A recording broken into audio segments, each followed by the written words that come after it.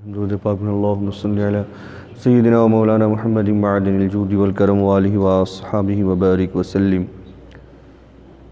Social boycott کے بعد اسلام کا ایک نیا دور شروع ہوا جس میں بہت سے لوگ اسلام کے دامن میں آئے اور مسلمان ہو گئے۔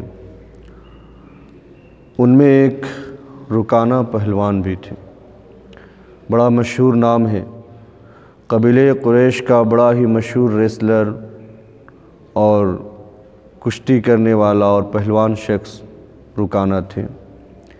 اللہ کے رسول صلی اللہ تعالیٰ علیہ وسلم ایک دن مکہ کی گھاٹیوں میں سیر فرما رہے تھے کہ اچانک ایک گھاٹی میں رکانہ سے ملاقات ہو گئی۔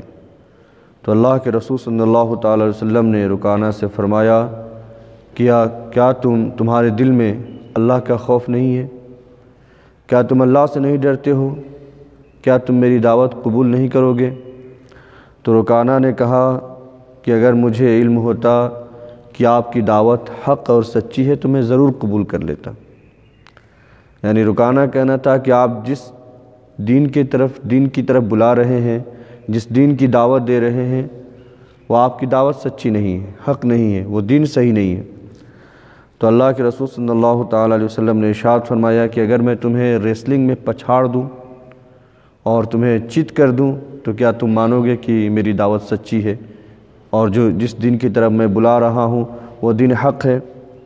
تو رکانہ نے کہا کہ بالکل، اگر آپ مجھے پچھاڑ دیں تو میں مان لوں گا، کیونکہ رکانہ کو کانفیڈنس تھا اور بھروسہ تھا کہ پورے عرب میں مجھے کوئی بھی چت نہیں کر سکتا ہے، کشتی میں مجھے کوئی ہرا نہیں سکتا ہے۔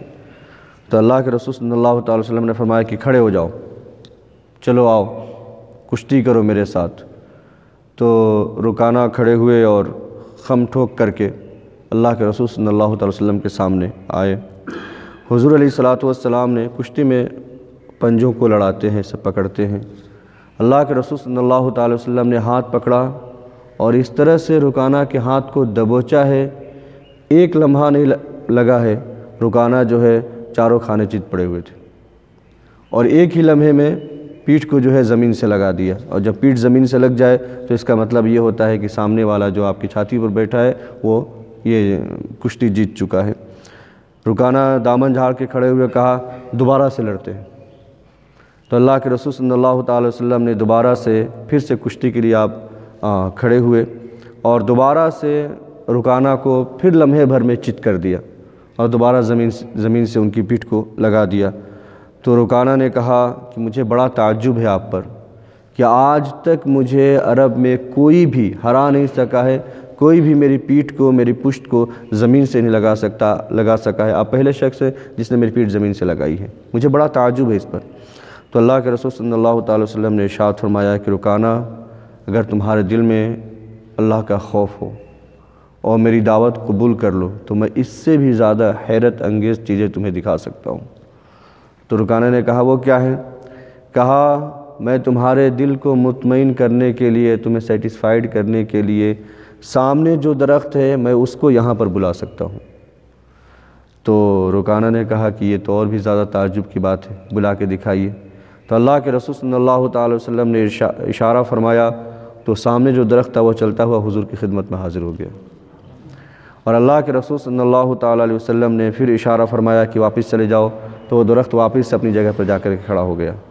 تو امام اہل سنت نے بڑی پیاری بات کہی ہے کہ میرے مولا، اپنے مولا کی ہے بس شان عظیم، جانور بھی کریں جن کی تعظیم، سنگ کرتے ہیں ادب سے تسلیم، پیڑ سجدے میں گرا کرتے ہیں۔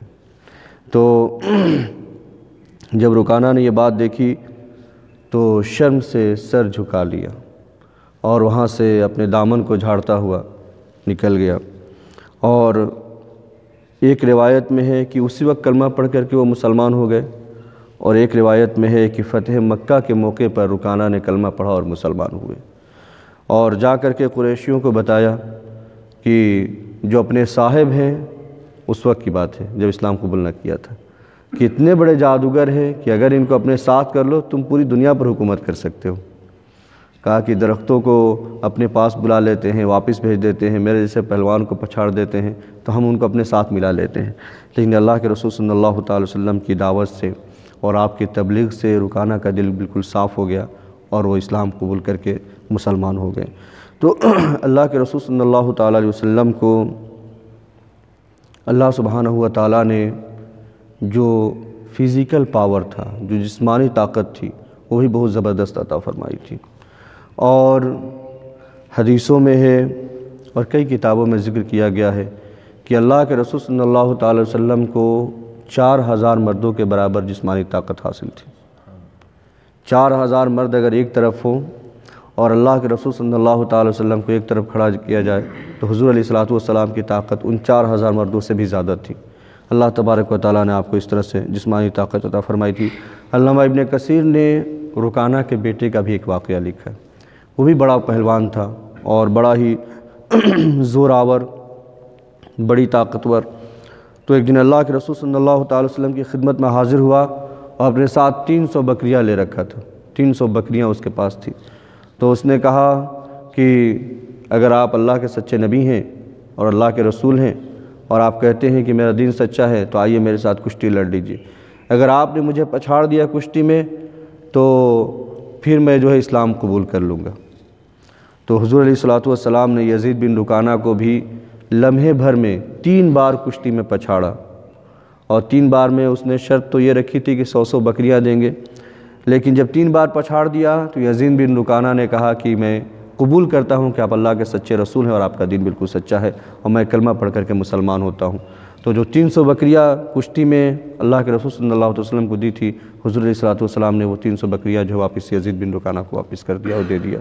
تو اس طرح سے اللہ کے رسول صلی اللہ تعالی علیہ وسلم کی تبلیغ سے، آپ کی کوششوں سے، آپ کی حکمت سے، اور آپ نے جس طرح سے لوگوں کو اسلام کی دعوت دی، اس سے جو ہے کافی لوگ مسلمان ہوتے گئے اور دھیرے دھیرے مسلمانوں کا دائرہ بڑھتا گیا، مسلمانوں کی تعداد بڑھتی گئی، اور ایک یہ اسلام کا نیا دور شروع ہوا جب آہستہ آہستہ لوگ جو ہے اسلام کے دامن میں آنے لگے۔ اللہ سبحانہ و تعالی ہم سب کو سیرت پڑھنے سمجھنے اس پر عمل کرنے کی توفیق عطا فرمائے۔